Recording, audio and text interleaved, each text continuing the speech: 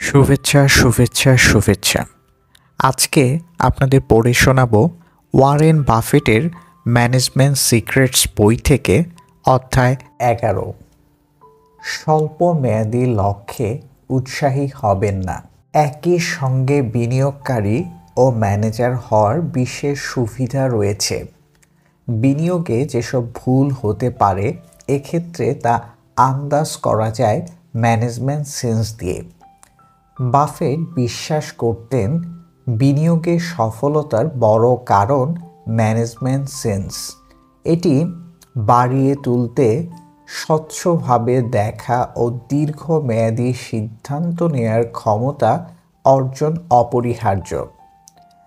কারো বোধ করি অজানা নেই বাফেট দীর্ঘমেয়াদী বিনিয়োগকারী। শেয়ার কিনে 1-2 বছরের মধ্যেই বিক্রি করেছেন। তার ক্ষেত্রে এমন রেকর্ড খুঁজে পাওয়া যায় না। তার ক্ষেত্রে এমন রেকর্ড খুঁজে পাওয়া ভার। 10-12 বছর পর কোম্পানি লাভজনক হলে তবেই কেনা শেয়ার বিক্রি করা তার ক্ষেত্রে স্বাভাবিক ঘটনা। এমনও হয়েছে সেই 30-40 বছর আগে কিনেছিলেন, এখনও সে শেয়ার বেচেননি। এটি বাফেটের খেয়াল খুশি ভাবাটা মোটেও ঠিক নয়। এর সবই তার দীর্ঘমেয়াদী পরিকল্পনার অংশ। তার নিজের ভাষায় ওমাহার ওয়ারেন বাফেট যে আজ বিপুল ধন সম্পত্তি গড়ে তুলতে পেরেছে তার কারণ এ ভদ্রলোকের ছিল দীর্ঘমেয়াদী পরিকল্পনা ও তা বাস্তবায়নের ক্ষমতা।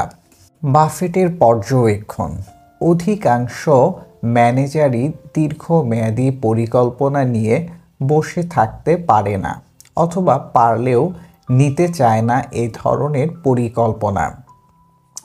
এদের চিন্তা ভাবনা 3 বা 6 মাস কিংবা 1 বছরের বেশি দূর যেতে পারে না। কারণ কি? প্রথমত, তারা শর্ট রেঞ্জ প্র্যাকটিসে অভ্যস্ত। এ কারণে লং রেঞ্জ শুটিংয়ের পরিস্থিতি সৃষ্টি হলেই দৌড়ে পালায়। দ্বিতীয়ত, বাফেট আবিষ্কার করেছেন স্বল্প মেয়াদী পরিকল্পনা নেয়া বোনাস প্রমোশনের জন্য ভালো। ফলে বোর্ড মিটিংয়ে অনেক ম্যানেজার শোনায় আগামী 3 মাস, 6 মাস অথবা 12 মাস অমুক পদক্ষেপ নেওয়া হবে। তাতে কোম্পানির প্রাক্কালিত মুনাফা হতো এত। দেখা গেছে অনেক ক্ষেত্রে এসব স্বল্প মেয়াদী লক্ষ্যমাত্রা ছাড়িয়েও মুনাফা করে ম্যানেজাররা। তৎক্ষণাৎ বোর্ডে দাবি তোলা হয় তার পারফরমেন্স বিচার করে কিছু সুবিধা বাড়ানো হোক। এ ধরনের দাবি তোলার জন্যই মূলত ম্যানেজারদের মধ্যে সাধারণ প্রবণতা রয়েছে স্বল্প মেয়াদী লক্ষ্যে বেশি ফোকাস রাখার। সমস্যা হলো এটি করতে গিয়ে তারা দীর্ঘমেয়াদী সম্ভাবনা হারিয়ে ফেলে। কোনো কারণে বাজারে অস্থিরতা চলতে থাকার সময় যেসব ব্যবস্থা নিলে কোম্পানিটি হয়তো মুনাফা বাড়ানোরও সুযোগ পেত, সেদিকে খেয়াল থাকে না তাদের। এ কারণে বার্কশায়ারের সিইও ম্যানেজারদের ওপর বাফেটের নির্দেশনা রয়েছে তারা যেন স্বল্প মেয়াদী লাভ লোকসান নিয়ে মাথা না ঘামান।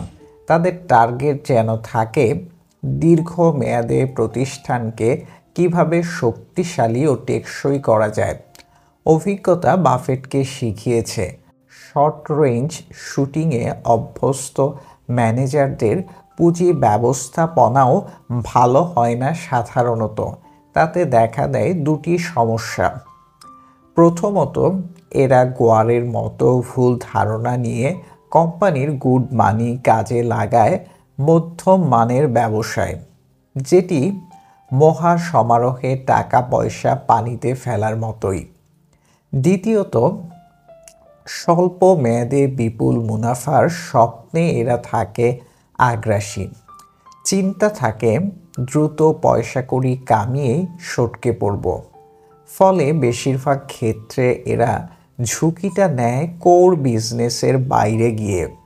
90% ক্ষেত্রে বড় মার খায় এমন পরিকল্পনাকারী ম্যানেজাররা।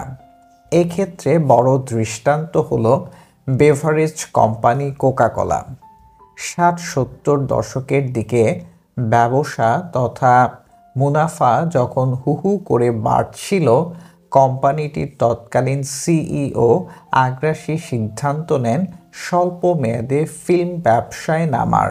অথচ ভদ্রলোকের উচিত ছিল হয় কোর বিজনেসের সঙ্গে মিল রেখে খাদ্য পানীয় বা এ জাতীয় ব্যবসা খোলা, নয়তো হলিউড নিয়ে দীর্ঘমেয়াদী পরিকল্পনা করা।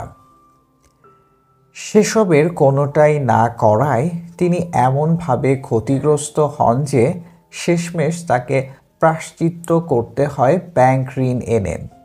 পরে কোকাকোলাকেই পরিশোধ করতে হয় সব দেনা।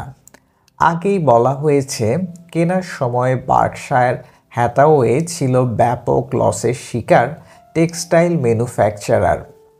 বাজারে টিকে থাকতেই হিমশিম খাচ্ছিল এটি। সে সময়ের ম্যানেজার রীতিমতো ঋণ নিয়ে বাঁচাতে চেষ্টা করেছিলেন কোম্পানিটি। বাফেট দায়িত্ব নেয়ার পর বুঝলেন বার্কশায়ার টেক্সটাইল আসলে মুমূর্ষ, একে কোনো মতেই বাঁচানো যাবে না, অপারেশন থিয়েটারে নিলেও নয়। এ মুহূর্তে দূরদর্শী সিদ্ধান্ত হবে এর পেছনে ব্যয় না বাড়িয়ে রানিং ক্যাপিটাল অন্য কোথাও বিনিয়োগ করা। তিনি একে একে এর সব প্রোডাকশন ইউনিট বন্ধ করে দিলেন, সব পাওনা বুঝিয়ে বিদায় দিলেন কর্মকর্তা কর্মচারীদের। আর এ থেকে যে অর্থ সাশ্রয় হলো তা দিয়ে বাফেট কিনলেন একটি ইন্স্যুরেন্স কোম্পানি। এটি আজকের বার্কশায়ার হ্যাথাওয়ে।